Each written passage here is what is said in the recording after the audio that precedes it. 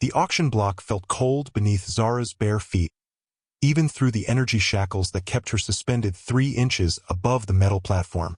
Around her, voices shouted in languages she had learned to fear. Credits changed hands. Lives were bought and sold like cargo. She kept her violet eyes fixed on the floor, watching the swirl of dust particles caught in the harsh artificial light. 3 years of captivity had taught her that eye contact only brought pain. The slave traders of Kepler Station preferred their merchandise docile, broken, compliant. Next item. The auctioneer's voice boomed through the crowded marketplace. Lot 47. Vextari female, age approximately 19 standard years. Intact neural pathways, technomantic abilities verified. Opening bid at 5,000 credits. Zara's stomach twisted. Technomantic. The word that had destroyed her world and enslaved her people. The ability to speak with machines, to feel their electronic heartbeats, to coax secrets from their digital souls. On Vextar, it had been a gift. Here, it was a commodity. Hands grabbed her shoulders, forcing her to turn slowly for the crowd. She caught glimpses of faces in the audience. Traders in expensive suits, their eyes calculating her worth. Mining bosses looking for someone to interface with their dangerous equipment. Corporate executives who saw her as a living computer terminal. The bidding started fast. 5,000 became 8, then 12. Zara had learned not to hope for rescue. The Dominion Empire had crushed her world so thoroughly that no Vextari remained free to mount any rescue attempt. Her crystal blue skin marked her as exotic, valuable, disposable. 15,000, called a voice from the back. Zara risked a glance toward the sound. A human man stood at the edge of the crowd, middle-aged with graying hair and tired eyes. His clothes were simple, practical, not the expensive attire of the usual buyers. Something about him seemed different, though she couldn't identify what. 16,000, countered a Thraxian mining boss, his 6 arms gesturing dismissively at the human. 20,000, the human said calmly. A murmur ran through the crowd. That was serious money, enough to buy a small ship or set up a trading post. The Thraxian hesitated, studying the human with newfound respect. 25, the mining boss growled. 30,000. The human's voice remained steady, almost gentle. Zara's heart hammered against her ribs. 30,000 credits would buy her a master's who expected significant return on investment. The kind of owner who would work her until her mind snapped or her body failed. She had seen it happen to others. The auctioneer looked around the silent crowd. Any other bids? 30,000 going once, going twice. The Thraxian shook his massive head and stepped back. Other potential buyers followed suit. 30,000 was more than most slaves brought, regardless of their abilities. Sold to bidder 91 for 30,000 credits. The energy shackles released her, and Zara dropped to the platform with a soft thud. Her legs barely held her weight. 3 years of minimal food and constant restraint had left her weak, though her captors had been careful not to damage her too severely. Damaged goods brought lower prices. The human approached the platform as the auctioneer's assistants processed the sale. Up close, Zara could see the lines around his eyes, the careful way he moved, as if he carried some invisible weight. His expression was unreadable. "Can you walk?" he asked softly. The question surprised her. Most new owners simply dragged their purchases away like cargo. She nodded, not trusting her voice. "Good. We have a ship to catch." He didn't touch her, didn't grab her arm or attach a leash as others had done. Instead, he simply started walking toward the exit, assuming she would follow. After a moment of confusion, she did. The marketplace buzzed with activity around them. Merchants hawked everything from stolen art to military-grade weapons. The air tasted of recycled atmosphere and desperation. Kepler Station existed in the gray area between Dominion space and the outer territories, where laws were suggestions and morality was a luxury few could afford. "What's your name?" the human asked as they walked. Another surprise. Her previous owners had called her by numbers or crude nicknames. Names implied personhood, and slaves weren't people. "Zara," she whispered. "I'm Marcus Chun, engineer, freelance, currently between jobs." She studied his profile as they moved through the crowd. His face showed no cruelty, no hunger for power. But she had learned not to trust appearances. Some of the worst masters had seemed kind at first, before revealing their true nature. They reached a docking bay where a modest transport ship waited. Nothing fancy, but it looked well-maintained. Marcus gestured for her to board ahead of him. "The passenger cabin is yours," he said. "There's food in the galley, clothes in the storage locker. We'll be traveling for about 6 days." Zara stepped into the ship, her bare feet silent on the deck plating. The passenger cabin was small but clean, with a narrow bed and a small viewport. After 3 years in holding cells and cargo containers, it looked like luxury. "Where are we going?" she asked. Marcus was already moving toward the cockpit. "Somewhere safe," he said. "Somewhere you can decide what happens next." The words made no sense. Slaves didn't make decisions. They followed orders, performed tasks, endured whatever their owners demanded. As the ship's engines hummed to life and they departed Kepler Station, Zara sat on the small bed and tried to understand what kind of trap she had fallen into this time. Outside the viewport, stars wheeled slowly as the ship turned toward unknown space. For the first time in 3 years, she wasn't in chains. But freedom felt more terrifying than captivity. At least in chains, she knew what to expect. Zara hadn't slept in 36 hours. She sat curled in the corner of the passenger cabin, watching the door and listening to every sound the ship made. The gentle hum of life support, the distant whisper of the engines, the soft footsteps of Marcus moving through the corridors. Each noise could signal danger. The clothes he had mentioned lay folded on the bed. Simple garments in muted colors, practical and clean. She hadn't touched them. Experience had taught her that gifts from owners always came with prices attached. Her stomach cramped with hunger, but she ignored it. The galley Marcus had pointed out remained unexplored territory. Food was often used as a weapon by clever masters. Drugged meals, starvation tactics, rewards for compliance. Better to go hungry than risk whatever game he was playing. A soft chime echoed through the ship's communication system. "Zara." Marcus's voice came from the intercom, gentle but carrying easily through the thin walls. "I'm making breakfast. You're welcome to join me, or I can bring something to your cabin." She pressed herself deeper into the corner. In 3 years, no owner had ever asked her preference about anything. Commands came as orders, not invitations. What did he want from her? 20 minutes passed before she heard footsteps approaching her door. They stopped outside, and she tensed for the inevitable entry. Masters never knocked, but Marcus did knock. 3 soft taps against the metal door. "Zara? I'm leaving a plate outside your door. Scrambled eggs, toast, some fruit. Nothing fancy, but it's safe to eat." The footsteps retreated. She waited another 10 minutes before cracking the door open. A plate sat on the floor, still warm. The food looked normal, smelled appealing. Her mouth watered despite her caution. She grabbed the plate and sealed the door again.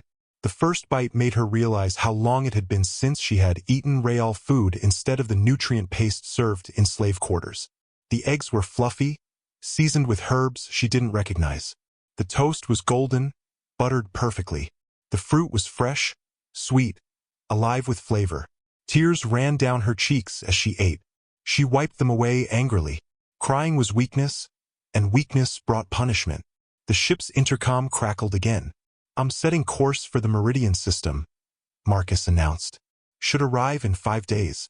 Feel free to explore the ship, use the facilities, whatever you need. The door to your cabin locks from the inside if that makes you feel safer." A lock she controlled. Another impossibility. Slaves didn't have privacy, didn't have security, didn't have control over anything in their environment. Zara spent the rest of the day testing the lock mechanism. It worked exactly as promised. A simple thumb scanner that recognized her biometric signature and sealed the door against any outside access. Even Marcus couldn't override it without her permission. That night, she slept for 3 hours, the longest uninterrupted rest she had experienced since her capture. On the second day, hunger drove her to explore the galley. The space was compact but well-stocked with ingredients from a dozen different worlds. Fresh vegetables, proteins, spices, even luxury items like real coffee and chocolate. Everything was clearly labeled, organized, accessible. She found Marcus there, reading a data tablet while drinking coffee. He looked up when she entered but didn't comment on her appearance. She knew she looked terrible. 3 years of captivity had left her thin, pale beneath her natural blue skin, with hair that hung limp and lifeless around her shoulders. "Help yourself to whatever you'd like," he said, returning to his reading. "The fabricator can make almost anything if you know the recipes." Zara moved carefully around the galley, hyper-aware of his presence. He never looked at her directly, never commented on what she chose to eat, never tried to engage her in conversation. The lack of attention felt wrong. Owners always watched their property, always monitored behavior for signs of rebellion or escape planning. She prepared a simple meal and retreated to her cabin to eat. Through the thin walls, she could hear Marcus moving around the ship. His routine seemed normal, predictable. He worked in the engineering section during the day, prepared meals at regular intervals, spent evenings in what sounded like the cockpit or common area. On the third day, Zara's natural curiosity began to override her caution. The ship systems called to her, their electronic voices whispering just below the threshold of hearing. Her technomantic abilities had been suppressed for so long that feeling them again was like rediscovering a lost limb. She pressed her palm against the wall panel near her bed. Immediately, the ship's computer network opened to her consciousness. Data flowed through her mind like water through a dry riverbed. Navigation logs, system diagnostics, maintenance schedules, crew records. The ship was called Wanderer. Marcus was listed as captain and sole crew member. The vessel was registered as a private transport, licensed for cargo and passenger service throughout the outer territories. Everything appeared legitimate, legal, documented. But the navigation logs troubled her. Marcus had been traveling alone for 8 months, taking odd jobs, living off savings. No permanent address, no family contacts, no long-term employment history. He existed in the margins of civilized space, moving from world to world without apparent purpose. Until 5 days ago, when he had diverted course toward Kepler Station. The change in direction had been sudden, decisive, as if he had been looking for something specific, looking for her. Zara pulled her hand back from the panel, severing the connection. Her heart raced as the implications sank in. Marcus hadn't stumbled across the slave auction by accident. He had come there deliberately, seeking someone like her. But why? What did he really want? That evening, she heard him in the galley preparing dinner. The smell of cooking food drifted through the ship, rich and inviting. Her stomach growled, but fear kept her in her cabin. She was beginning to understand that whatever game Marcus was playing, it was more complex than she had imagined. The intercom chimed softly. "Zara? I know you're scared, and you have every right to be. But I want you to know that you're safe here. Whatever happened to you before, whatever you've been through, it's over now. You don't have to trust me yet, but I hope someday you'll give me the chance to prove that not everyone wants to hurt you." His voice carried a weight of sadness that she didn't understand, as if her pain somehow caused him pain as well. It made no sense. Masters didn't empathize with their property, unless he wasn't really her master at all. On the 4th day of their journey, Zara made a decision that would have been unthinkable during her years of captivity. She left her cabin voluntarily and went looking for Marcus. She found him in the engineering section, surrounded by holographic displays showing the ship's various systems. His hands moved with practiced efficiency across the control interfaces, making minor adjustments to power distribution and environmental controls. The work required skill and experience, the kind that came from years of dedicated study. He noticed her standing in the doorway but didn't look up from his work. "You can come in if you want. I'm just running routine maintenance checks." Zara stepped carefully into the engineering bay. The space was cramped but organized, every tool and component in its designated place. The walls hummed with the ship's vital systems, their electronic heartbeats calling to her technomantic senses. "Why?" she asked suddenly. Marcus paused his work and finally looked at her directly. "Why what? Why did you buy me? What do you want?" He set down the diagnostic scanner he had been using and turned to face her fully. For a long moment, he simply studied her face, as if trying to read something written there. "My daughter would have been about your age," he said quietly. The words hit Zara like a physical blow. She stepped backward, her mind racing to process this unexpected information. Would have been. She died 6 years ago. Cancer. The medical treatments on our colony world weren't advanced enough to save her. Marcus returned to his maintenance work, but his movements had become mechanical, distracted. Her name was Lynn. She had your eyes, that same violet color. Genetic modification from her mother's side. Zara felt the walls of the cramped engineering bay pressing in around her. This wasn't what she had expected to hear. Owners who bought slaves for emotional reasons were often the most dangerous, the most unpredictable. They projected their needs and desires onto their property, creating impossible expectations. "I'm not your daughter," she said, her voice barely above a whisper. "I know that." Marcus looked up from his work again, and she saw pain in his eyes that had nothing to do with her. "I'm not trying to replace her, if that's what you're worried about." Lynn was special, brilliant, kind, curious about everything. She wanted to be an engineer like me, wanted to travel to the stars and build impossible things. He gestured to the engineering displays around them. She would have loved this ship, would have understood every system, probably found ways to improve them.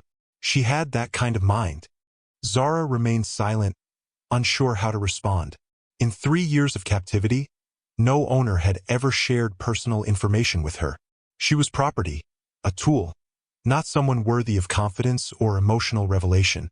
"The cancer took 18 months to kill her," Marcus continued. 18 months of watching the smartest, most alive person I had ever known slowly fade away. Her mother left after the funeral. Couldn't handle the grief, the memories.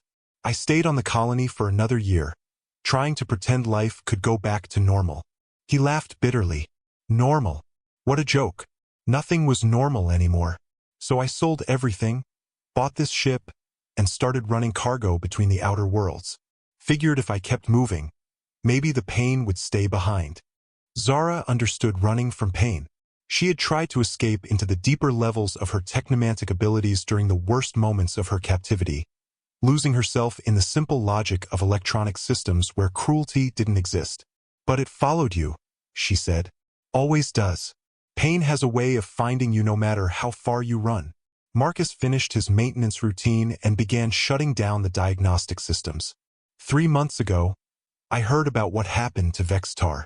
The Dominion conquest, the enslavement of your people. It reminded me of Lynn, of how helpless I felt watching her suffer. He stood and faced her directly. "I've spent 8 months looking for a way to make some kind of difference, to help someone who couldn't help themselves. When I heard about the slave markets on Kepler Station, I knew what I had to do." The truth hit Zara like cold water. "You spent everything you had to buy me. 30,000 credits was most of my savings." "Yes. But money doesn't mean much when you're dying inside anyway." Zara stared at him, trying to understand his motivation. "So what happens now? You saved me from slavery, but we're on a ship in the middle of nowhere with no money and no plan." Marcus smiled for the first time since she had known him. It transformed his face, revealing the man he must have been before grief carved lines around his eyes. "That's where you're wrong. We do have a plan." He activated one of the engineering displays, showing a star chart of the Meridian system. "There's a colony world called Haven's Rest in this system. It was founded by refugees from a dozen different conflicts, including some survivors from conquered worlds like yours." Zara studied the navigation data. Haven's Rest appeared to be a small agricultural world, lightly populated, well outside Dominion space. "They have strict policies about individual freedom," Marcus continued.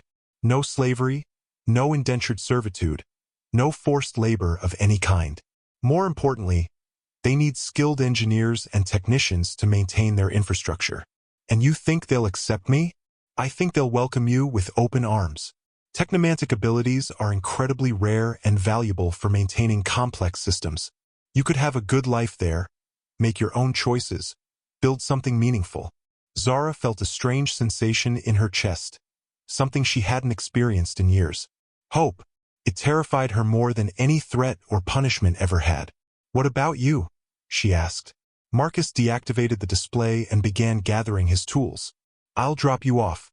Make sure you're settled and safe. After that," he shrugged. I'll find another cargo run. Keep moving. It's what I do. You're just going to leave? That's the point, Zara. You get to choose what happens next. Not me, not anyone else. Your life, your decisions, your future. The concept of choice felt foreign, impossible. For 3 years, every moment of her existence had been controlled by others. The idea that she could simply decide her own path seemed like fantasy. But as she looked at Marcus, at the genuine care in his tired eyes, she began to believe that maybe, just maybe, he was telling the truth. Maybe freedom was real after all. The 5th day brought complications that neither Zara nor Marcus had anticipated. Zara was in the galley, actually cooking for herself for the first time in years, when the ship's proximity alarms began shrieking. She dropped the spatula she had been using and ran toward the cockpit, her bare feet slapping against the metal deck plates. Marcus was already strapped into the pilot's seat, his hands flying over the control console. Through the forward viewport, Zara could see 3 ships approaching fast. Military vessels, sleek and predatory, bearing the distinctive crimson markings of Dominion Fleet Command. Dominion Patrol, Marcus said grimly. They're ordering us to cut engines and prepare for boarding. Zara's blood turned to ice. If the Dominion found her aboard Marcus's ship, they would assume she was stolen property. Escaped slaves were returned to their legal owners or sold to new ones. Either way, her brief taste of freedom would end in chains. Can we run? She asked. Marcus shook his head. Those are military interceptors. They're faster, better armed, and designed specifically to catch ships like ours. We wouldn't make it 10 kilometers before they disabled our engines. The communication system crackled with an incoming transmission. Transport Vessel Wanderer, this is Commander Voss of the Dominion ship Retribution. You will shut down your engines immediately and prepare to receive a boarding party. Any attempt to flee will be met with deadly force. Marcus looked at Zara, and she saw something in his expression that she had never expected to see from any human. He was more afraid for her than he was for himself. There's an emergency pod in the cargo bay, he said quickly. Small, shielded, might be able to hide from their sensors if you launch it during the confusion of boarding. What about you? I'm the registered owner of this ship. I have legitimate papers, clean identification. They'll question me, maybe search the vessel, but they have no reason to hold me. Zara stared at him. You want me to abandon you? I want you to survive. If they find you here, everything we've done will be for nothing. The Dominion ships were closing fast. Zara could see weapon ports opening on their hulls, targeting systems locking onto the Wanderer. In minutes, armed soldiers would be swarming through the corridors, searching every compartment. But something inside her rebelled against running again. She had spent 3 years as a victim, helpless and passive, accepting whatever fate others imposed on her. The old Zara would have hidden in the emergency pod and hoped for the best. This Zara had other ideas. How many soldiers will board us? She asked. Marcus glanced at the tactical display. Standard procedure is a 6-person team for a vessel this size. Why? Instead of answering, Zara placed her palm against the ship's main computer interface. Her technomantic abilities flowed into the network like lightning, touching every system, every circuit, every data stream. The Wanderer became an extension of her consciousness. Zara, what are you doing? She smiled, and for the first time in years, it felt genuine. Making a choice. The Dominion ships closed to boarding range. Magnetic grapples locked onto the Wanderer's hull, and Zara felt the impact through the ship's sensors. Cutting tools began slicing through the outer airlock, their energy signatures blazing across her awareness like tiny suns. Marcus started to say something, but Zara held up her hand for silence. She needed to concentrate. The first Dominion soldier stepped through the breached airlock, weapon raised, scanning for threats. His armor's electronics called to her, begging for her touch. She obliged. The soldier's heads-up display flickered and died. His weapon's targeting system went offline.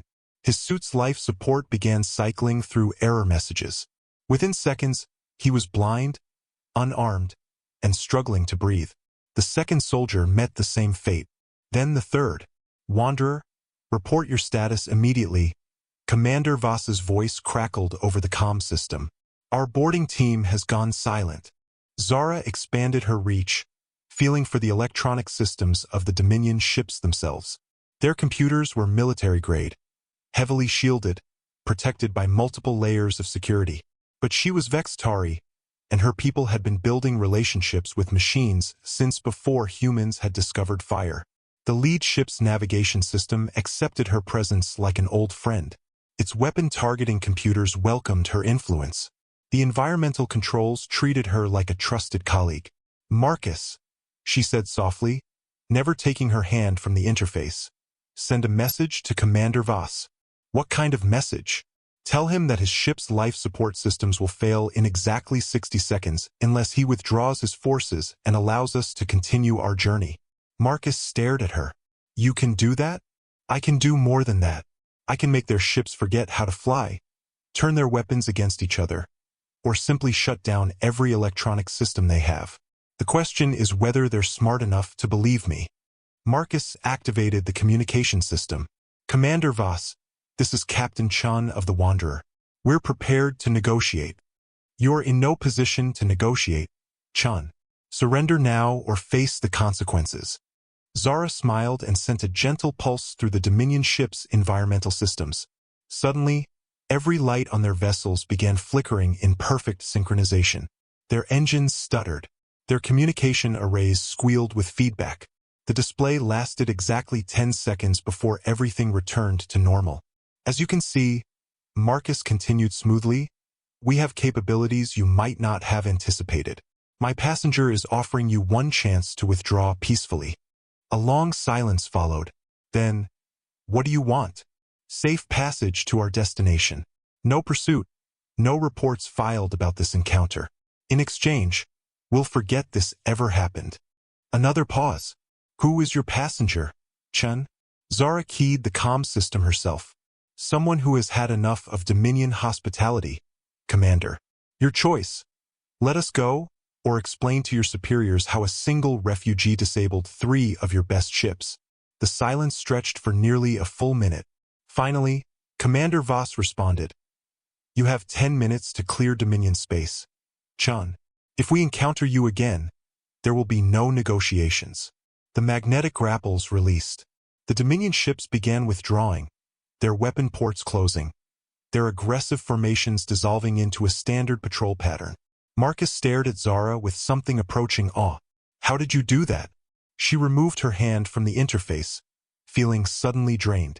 Using her abilities so extensively after years of suppression had exhausted her more than she had expected. "On Vextar, we believed that all intelligence was connected," she said. "Organic minds, artificial minds, the difference didn't matter. We were all part of the same greater consciousness." She looked at her hands, still tingling with residual energy. "The Dominion tried to break that connection, to make us forget who we were, but they couldn't destroy what was already part of us." Marcus began plotting a course away from the patrol route, his movements quick and efficient. "You could have done that at any time during your captivity, couldn't you? Escaped, fought back, freed yourself." Zara nodded slowly. "But I had no reason to believe freedom existed. No reason to think the universe held anything better than slavery." She looked at him, this strange human who had risked everything to save her. "You gave me that reason, Marcus. You showed me that some people choose to help instead of harm." As the Wanderer jumped to hyperspace, leaving the Dominion patrol far behind, Zara realized that her life had truly begun again, not because she had been freed from slavery, but because she had finally chosen to free herself. Haven's Rest appeared on the forward viewport like a blue-green jewel suspended against the star field. Zara pressed her face to the observation window, drinking in the sight of a world that had never known conquest, never felt the boot of the Dominion crushing its people into submission. "It's beautiful," she whispered. Marcus nodded from the pilot seat, guiding the Wanderer through the system's outer marker buoys. The colonists terraformed it over 3 generations, turned a barren rock into something that could sustain life. They're proud of what they've built here. The communication system activated with an incoming transmission. "Transport Vessel Wanderer, this is Haven's Rest Traffic Control. Please transmit your manifests and destination codes." Haven's Rest Control, This is Captain Chun requesting landing clearance at Prosperity Port. We're carrying one passenger seeking asylum status. A brief pause. Asylum status confirmed. Captain Chun, you're cleared for landing on Platform 7. Please proceed directly to customs processing upon arrival. Zara felt her stomach tighten with familiar anxiety. Customs meant officials. Questions. Documentation. 3 years of captivity had taught her to fear anyone with authority and uniform. Marcus must have sensed her distress. The asylum process here is different, he said gently. They're not looking for reasons to reject people. They want to help. The descent through Haven's Rest's atmosphere revealed a world of rolling green hills, crystal-clear rivers, and small settlements connected by ribbons of road. No massive cities, no industrial complexes belching smoke into the sky. It looked like the pictures of old Earth that Zara had seen in historical databases. Prosperity Port turned out to be more of a large spaceport than a proper city. The landing platforms were surrounded by modest buildings housing customs, immigration, and trade services. Everything looked clean, well-maintained, and refreshingly small-scale. After the Wanderer touched down, Marcus helped Zara gather her few possessions. The clothes he had provided, a small bag of personal items, and the identity documents they had prepared during the journey. Her entire life fit into a single travel pack. The customs officer who greeted them was a middle-aged woman with kind eyes and graying hair. She wore a simple uniform with the Haven's Rest colonial seal, a stylized tree surrounded by stars. "I'm Director Sarah Chun," she said, extending her hand to Zara. "Welcome to Haven's Rest." Zara shook the offered hand hesitantly. "Chun? Are you related to Marcus?" Sarah laughed. "Chun is a common name out here. Half the colonists seem to be related to someone named Chun." She glanced at Marcus with professional interest. "Though I don't think we've met, Captain." "Different family entirely," Marcus confirmed. "I'm just transport service." Sarah led them into a comfortable office furnished with real wood furniture and decorated with local artwork. She gestured for Zara to take a seat in a cushioned chair across from her desk. "Now then," Sarah said, pulling up a holographic form. "Let's get your asylum application started. Can you tell me your name and planet of origin?" "Zara of Vextar," she replied, using the formal identification style of her people. Sarah's expression grew serious. "Vextar. We've heard reports about what happened there. I'm sorry for what you've endured." The kindness in her voice nearly broke Zara's composure. She had expected interrogation, suspicion, bureaucratic indifference. Instead, she found genuine compassion. "The asylum process here is straightforward," Sarah continued. "We'll need to document your background, assess your skills and interests, and help you find suitable housing and employment. The entire process usually takes about a week." "Employment?" Zara asked. "Of course. Everyone contributes to our community according to their abilities. What kind of work did you do on Vextar?" Zara glanced at Marcus, who nodded encouragingly. "I'm technomantic. I can communicate with electronic systems, help diagnose problems, improve efficiency." Sarah's eyes lit up. "Really? That's incredible. We have several infrastructure projects that could benefit from those skills. Our power grid has been having intermittent problems that our engineers can't seem to solve." Over the next hour, Sarah walked Zara through the asylum application process. The questions were detailed but respectful, focusing on her abilities and interests rather than the trauma she had experienced. By the end of the interview, Zara had provisional approval to remain on Haven's Rest while her case was processed. "There's temporary housing available in the residential district," Sarah explained. "Small apartments, fully furnished, everything you need to get started. The community center offers integration classes, language tutoring, job placement services." As they prepared to leave the customs office, Zara realized that Marcus had been unusually quiet during the entire process. She caught his arm as they walked toward the exit. "You're really leaving, aren't you?" she asked. Marcus stopped walking and looked at her. "This is what we planned, Zara. You're safe now. You have a chance at a real life. My job is done." "What if I don't want your job to be done?" The question hung in the air between them. Marcus studied her face, and she could see him struggling with emotions he didn't know how to express. "Zara, You don't owe me anything. I didn't save you, so you'd feel obligated to. That's not what this is about. She stepped closer to him, her voice dropping to just above a whisper. You lost your daughter. I lost my family, my world, my entire people. We're both carrying grief that's too heavy to bear alone. Marcus looked away. I can't replace your family any more than you can replace Lynn. I'm not asking you to replace anyone. I'm asking you to stay, to be part of whatever new life I'm building here. Zara, you said I get to choose what happens next? Remember? This is my choice. I choose not to say goodbye to the only person who ever showed me what kindness looks like. Marcus was quiet for a long moment, staring out at the bustling activity of the spaceport. Finally, he turned back to her. I've been running for 6 years, he said. Part of me thinks I've forgotten how to stay in one place. Then maybe it's time to learn. Sarah appeared in the doorway behind them. Excuse me, but I couldn't help overhearing. Captain Chun, if you're considering an extended stay, we could certainly use an experienced engineer. Our transportation department has been looking for someone with starship maintenance expertise. Marcus looked at Zara, then at Sarah, then back at Zara. Slowly, a smile spread across his face. I suppose I could delay my departure, he said, just to make sure everything's settled properly. Zara felt tears of relief and joy streaming down her cheeks. For the first time since her world had been destroyed, she wasn't facing the future alone. As they walked together toward the residential district, the afternoon sun warm on their faces, Zara realized that freedom wasn't just about escaping captivity. It was about choosing the people who would share your journey and letting them choose you in return.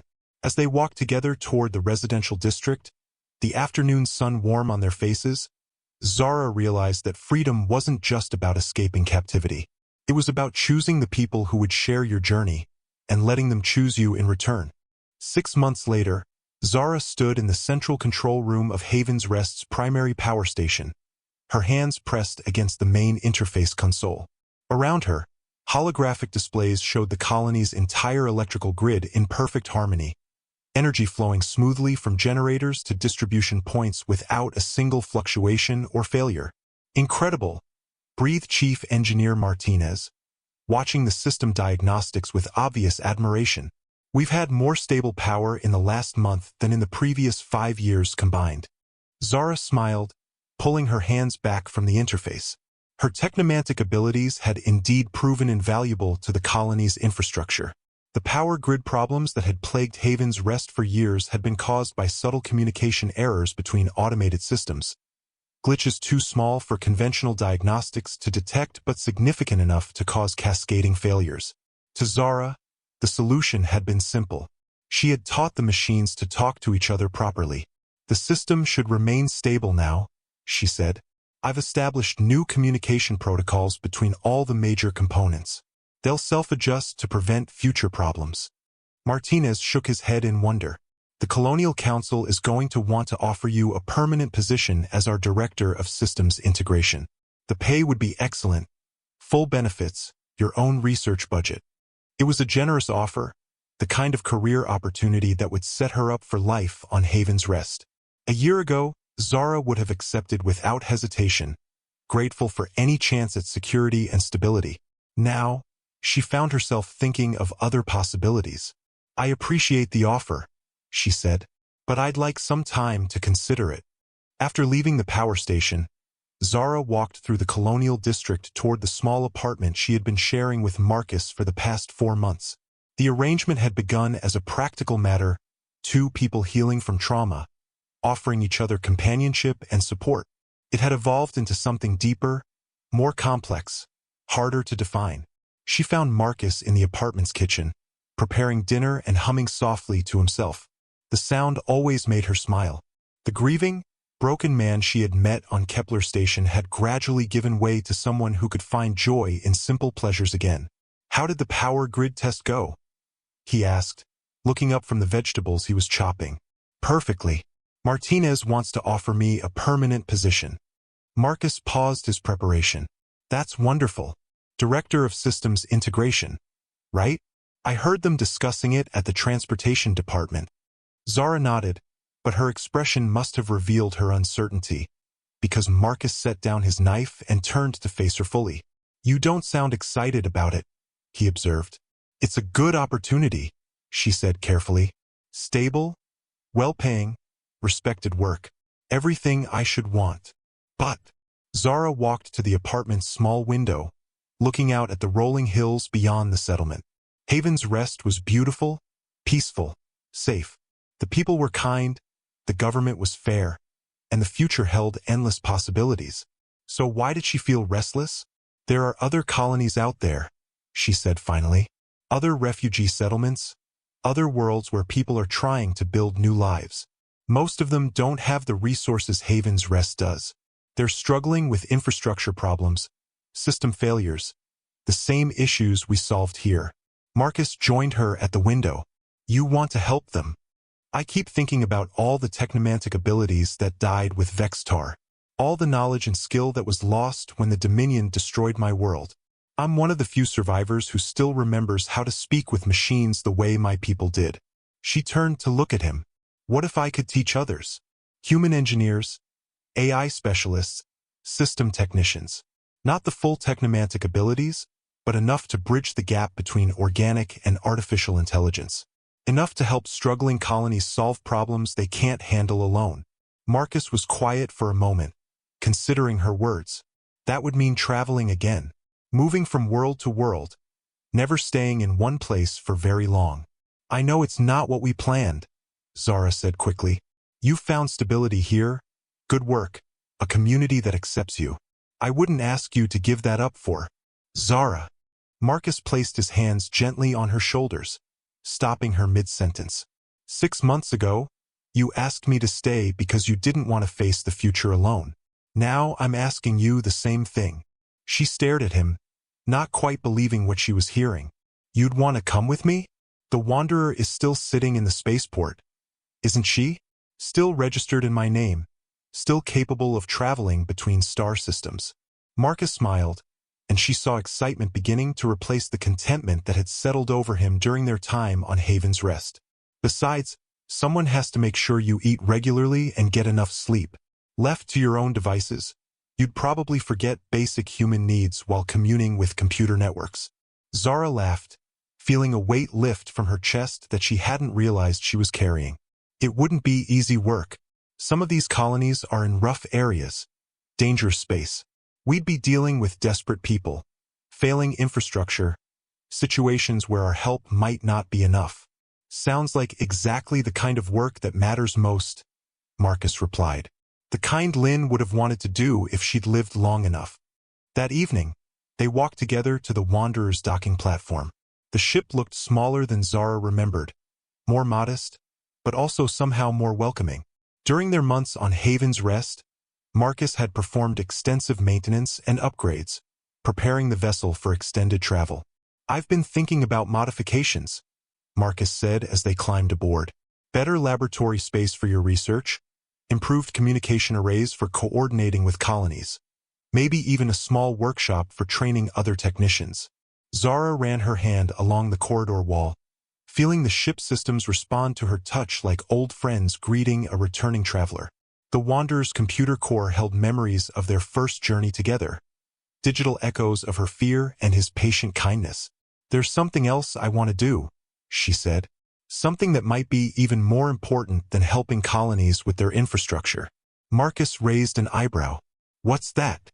"I want to find other survivors. Other Vextari who escaped the conquest, who might be trapped in slavery or hiding in the outer territories. Our people's knowledge shouldn't die with our world." The idea had been growing in Zara's mind for weeks, sparked by dreams of crystal cities and electronic symphonies that no longer existed anywhere but in the memories of the scattered survivors. Every Vextari who remained enslaved or lost represented irreplaceable knowledge, unique perspectives on the relationship between consciousness and technology. "A rescue operation," Marcus said thoughtfully. "That would be dangerous work. The Dominion doesn't look kindly on people who interfere with their slave trade. We handled their patrol ships once. We could do it again. We got lucky once. Professional slaveholders won't be as easy to intimidate as military bureaucrats." Zara nodded, acknowledging the risk. I know. But Marcus, every day we delay, more of my people die in captivity. Their knowledge dies with them. If we don't act soon, technomantic abilities might disappear from the universe entirely.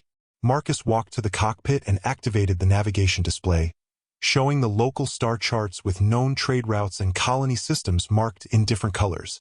Red zones indicated Dominion space, yellow marked neutral territories, and green showed the scattered independent worlds where refugees might find sanctuary. We'd need to be smart about it, he said. Careful planning, good intelligence, reliable contacts in the underground networks that help escaped slaves. He traced a path through the yellow zones with his finger. It could work, but it would take time to set up properly. Zara joined him at the navigation console, studying the vast expanse of space that stretched before them. Somewhere out there, other Vextari were trapped in the same nightmare she had escaped. The thought of their suffering made her chest tight with emotion. How long do you think it would take? She asked. To establish the network we'd need?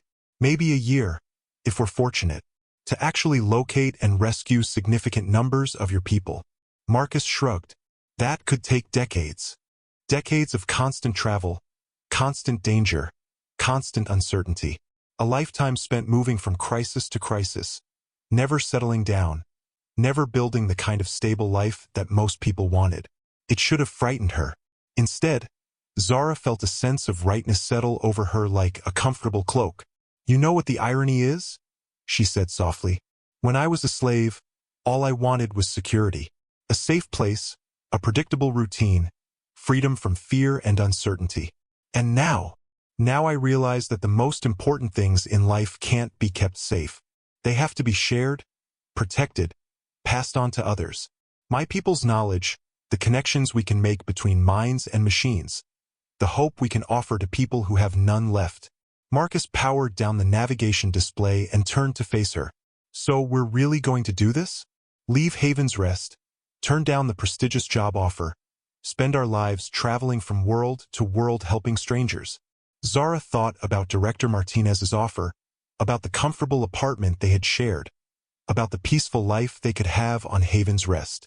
Then she thought about the Vextari still trapped in slavery, about colonies struggling with problems she could solve, about the knowledge and abilities that would die if no one carried them forward. Yes, she said firmly. We're going to do this. Marcus smiled and pulled her into his arms. Good. I was hoping you'd say that. As they held each other in the familiar surroundings of the Wanderer's cockpit, Zara realized that she had finally found what she had been searching for since her rescue from Kepler Station. Not safety or security or stability, but purpose. A reason to wake up each morning that was bigger than her own survival, more important than her own comfort. Tomorrow, they would begin the process of transforming themselves from refugees seeking shelter into guardians of hope for others. The work would be difficult, dangerous, and never-ending.